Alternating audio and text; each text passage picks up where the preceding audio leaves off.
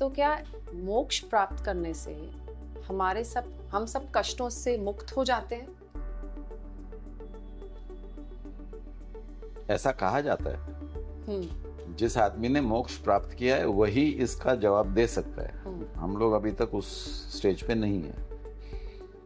तो इसलिए मोक्ष प्राप्ति अगर कष्टों का निवारण है तो वह हर इंसान का ध्येय होना चाहिए। पर जो है नहीं, क्योंकि किसी को पता नहीं। और हम भटक गए ना, बीच रास्ते में हम भटक गए। जब भारत पे हमले हुए और बाहर के लोग अंदर आए, तब सबसे बुरी चीज जो हुई है वो हमारी शिक्षण संस्था का संहार जो हुआ, वो सबसे बुरी चीज हुई। अभी हम किसका ज्ञान ले रहे हैं? पराये आने वाले लोगों का ज्ञान हम ले रहे हैं। हमारा ज्ञान किधर गया? कहीं खो गया, कहीं ग्रंथों में है, लेकिन आज उसकी बात बहुत कम लोग करते हैं। आहिस्ता आहिस्ता थोड़ा सा रिवाइवल दिख रहा है। बट अभी सिंपल एग्जांपल लो, नालंदा यूनिवर्सिटी जलाई गई। कहते हैं सबसे वाइब्रेंट यूनिवर्सिटी थी, जिसको जलाया गया। 6 महीने जलती रही, तभी तो सब हाथ से लिखे हुए ग्रंथ थे, सब जलाए गए। कितना ज्ञान खोया हुआ है हमारे देश ने, इसका कोई हिसाब ही नहीं है। और फिर भी काफी ज्ञान मौजूद है। तो आप कल्पना करिए कि इस देश में ज्ञान का कितना भंडार था। अगर मुक्ति चाहिए तो ज्ञान ही आपको उसकी राह में ले जाएगा।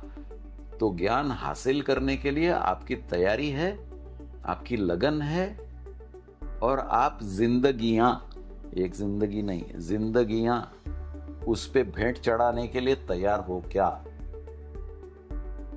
तो जाके ये बात बनती है। हम 10-15 साल इन्वेस्ट करने को तैयार नहीं होते हैं।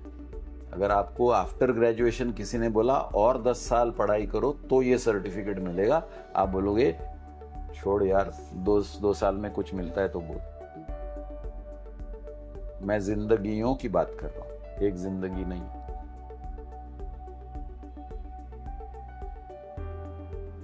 तो जब हम ज्ञान कहते हैं तो डज इट मीन एनलाइटनमेंट? ज्ञान का मतलब जो आप दूसरों को करके बता सको उसको ज्ञान बोलते हैं। I know, when I say I know, I have knowledge, that means I must be able to demonstrate. Otherwise I know only book knowledge. ये बुक में लिखा है, वो मैं तोते की तरह रिप्रोड्यूस कर रहा हूं। मैंने फलाना फलाना लॉ पढ़ा है, that law is like this. Have I practiced the law?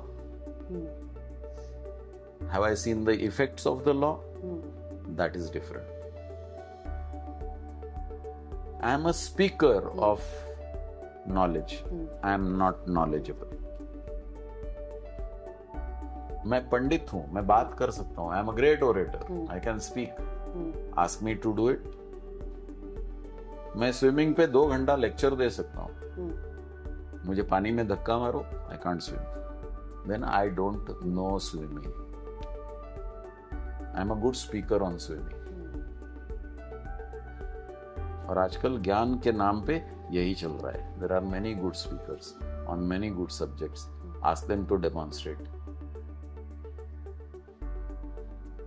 साफ सफाई पे ज्ञान देने वाले फार्मास्यूटिकल कंपनियों में बहुत लोग होते हैं। खुद के हाथ में झाड़ू दे दो, कुछ साफ नहीं कर पाते। They don't know cleaning, but they can talk on cleaning.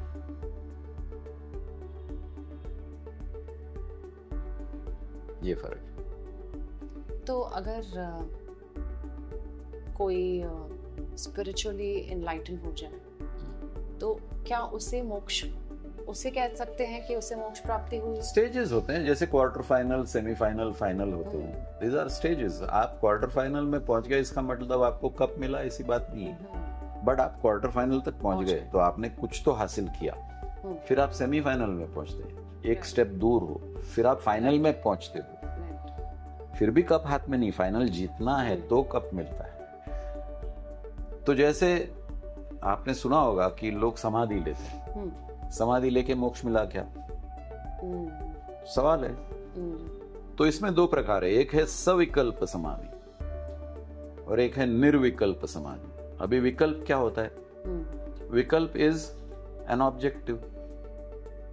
तो सविकल्प मतलब I have an objective to attain moksha. अब एक ही ऑब्जेक्टिव बचा है, लेकिन ऑब्जेक्टिव है मतलब डिजायर है। डिजायर है मतलब माय आत्मा is not free of desires, बंधन में है, डिजायर के बंधन में है। तो उस बंधन से मुक्ति पाने के लिए उसको और एक जन्म लेना पड़ेगा। और जब वो भी डिजायर खत्म हो जाएगी कि मुझे मोक्ष चाहिए, फिर वो अंतिम मुक्ति मिली। तब तक वो सविकल्प समाधि है। समाधि में पहुंच गया, he has reached that level, but मोक्ष नहीं मिला। फिर निर्विकल्प समाधि में जिस वक्त वो पहुंच जाएगा, कोई विकल्प नहीं है, no blemish, then it is moksha, जिसको आप एनलाइटनमेंट कहते हैं। तो एनलाइटनमेंट का क्या मतलब है? I have acquired all the knowledge of life, not a subject of life as the whole package. I am enlightened. What is life? Life is light. When I become light, what is there to become? I have become life. If life is light and light is life and I have become light, I am enlightened. और कुछ करना जरूरी नहीं है। There is no physics, there is no chemistry, there is no biology, there is no IT, there is no commerce, nothing. Pure light. उस light को आप विभाजन करो तो विज्ञ और मिलेगा।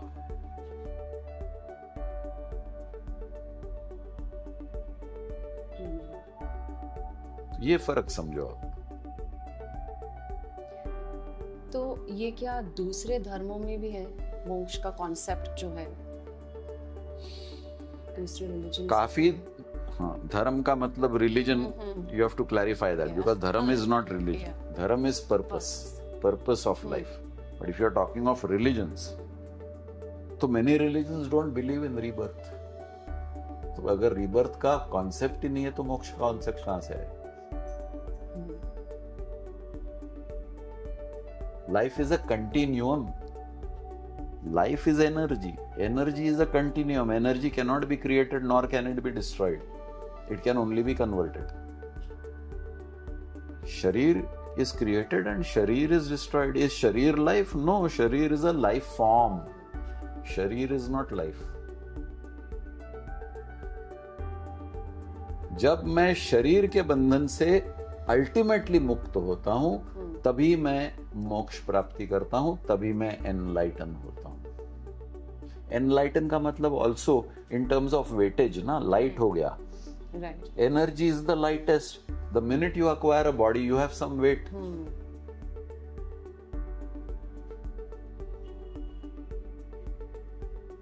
So when I become equivalent to energy, I have enlightened. मोक्ष एक ऐसा विषय है जिसके बारे में बहुत सारे सवाल आ सकते हैं, और सवालों के जो जवाब हैं, उन जवाबों में और सवाल पैदा हो जाते हैं। तो आपको एक चीज ध्यान में रखनी है कि मोक्ष ये आत्मा का विषय है। आत्मा ना तो मैं देख सकता हूं, ना सूंघ सकता हूं, ना छू सकता हूं, ना सुन सकता हूं, ना चख सकता हूं। तो मेरे जो ज्ञानेंद्रिय हैं उसके परे आत्मा है। वो सिर्फ मैं महसूस कर सकता हूं। मेरे आत्मा का शुद्धिकरण मैं महसूस कर सकता हूं, और उसका शुद्धिकरण करने के लिए जो आचरण की आवश्यकता है, उसका ज्ञान हासिल करने के लिए कोई ज्ञानी मुझे मिलना जरूरी है। और इंग्लिश में भी कहते हैं और हिंदी में भी कहते हैं, जब विद्यार्थी तैयार हो तो गुरु प्रकट होता है। When the student is ready, the master appears. आप गुरु खोज नहीं सकते, अपने आप को तैयार करिए।